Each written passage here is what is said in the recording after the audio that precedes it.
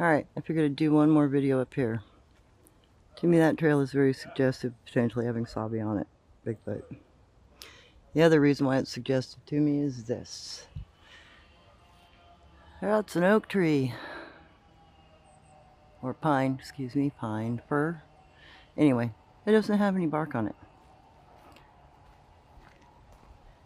And that does not account for the amount of bark that's missing off of this tree that's about 1.5 feet thick. There should be a ton of bark if this was natural degradation, you know, if something was climbing it. There'd also be claw marks on it if it were a bear. There aren't any. So this is potentially a bark collection tree. Especially considering that some of this bark is peeled backwards at about the 12-foot level. It means they might be using these bark panels, pieces, to put game on. Because they're good sized pieces that are left down here. You know, they're big enough to put a duck and a squirrel on. So that's a potential there. Oh, and there's another little cross through right there where the log is. They walk really soft in this area, so sometimes it's hard to delineate because they don't leave much of a trail and they vary their trails. And even this looks more like a potential bark collection because this, again, is not enough bark left here. The fact that these two pieces are laying on top suggests to me they're utilizing the bark off this tree as part of their food gathering supplies. And then the view to the surrounding area is quite extensive. You can see the local mountain ranges up here. That mountain range is about 10 miles away. That was about 5 miles away. So this is a really good potential area. Lots of broken treetops. Some of it's deadfall, some of it isn't. Always look for the missing treetop. If you can't find the treetop, it's not deadfall. And then the other suggestive thing are the Y marker trees, like that one. So those are a couple of things to pay attention to. Young ones like to sit in these little Y markers.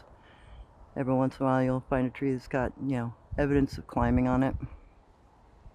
But not always. Sometimes they're just a marker that they leave. Sometimes they'll even loop those two top branches together. Looks like that might have been the case originally on that one. So looking back across, that's the other trail system I can go on. It's that hillside over there. It's 980 feet, almost 1,200 in the very top of it. And we're sitting at about 950 feet. I had my estimation wrong. Finally looked at a map.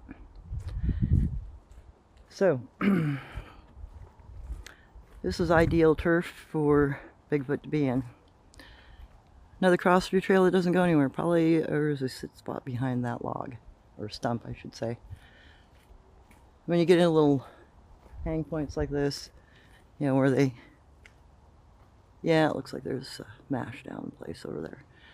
They'll sit off the side, so you can't see them at night. There's another suggestive sit spot with a couple of branches woven together with a stick holding them in place. Good potential for a sit spot, but it's not being used currently. It's probably spring or summertime when they come in to hunt deer. If this group hunts deer. Not all of them do. So, lots of cover. Lots of cross through. Haven't found any cougar scat, haven't found any bear scat, and haven't found there to be any coyote or wolf up here. Another tree situation that is very suggestive. Again, I believe that's potentially a madrona or a really crooked pine tree. But the fact that it's between a forked tree, which looks like it's potentially a marriage tree. Yeah, it's got the cut lines in it. That's a newer tree, maybe 60, 70 years old. So that's potentially another jungle gym situation because there are missing branches in the center point between the two halves. So that's suggestive. And the fact that there's lots of, you know, trailing over to it and a sit spot right underneath it. Also very suggestive. It's not deer behavior. It's not bear behavior. And again, you know, I haven't found any scat up here from bear or cougar. But, you know, haven't gotten off the trails because I can't. And haven't heard any coyotes or wolves because this is literally 2 blocks from the back side of my house. So I would know there were that sort of thing going on. And here's a movement marker saying, hey, we're going down this trail. There's a cross stick saying, don't go down this trail. And that looks like a juvenile trail. And it probably goes out this way because I see some suggestion of trailing over here. Hard for you guys to see because film looks flat. Yeah, you can't see it. But it's behind that bush line there. You can see where it turns. So I promised you guys a better breakdown. Hopefully this helps. And haven't heard much in the way of anything here except a couple of taps today. Not necessarily the best day for them to be out and about. Right next to the marriage tree is a Y tree. There's the big old marriage tree that tops broke out of. And then the, again, they have the ability in a gully like this. Ooh, and there's a nice piece right there. That's very reminiscent of what dogmen do. That's a good 15, maybe 17 feet up a tree. Not new break, old break. I saw it before when I was up here. And there is a bit of cross trailing through here. Let me back the camera out. See that little bit of a suggestion? And it looks like it turns and goes downhill right past that tree and right past that upside down looped tree. Very suggestive. So let me walk you back down out of here. So I want you to see the bottom of this gully. Now I've looked at the map. This gully stretches for about a 1.5 miles. Really good potential. If I could get in there, I could probably find some really good stuff. But I'm not going to do that. But it's the kind of land terrain type that you need to look for. And again, more trails saying, hey, don't go here. And yeah, they'll go through this stuff.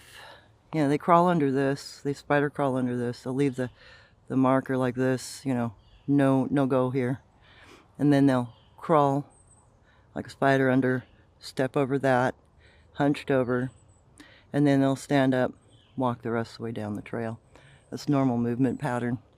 You got a deer trail over here, you got a Sabe trail potentially there. So they're probably following game down into the gully. And then we're back to the marriage tree.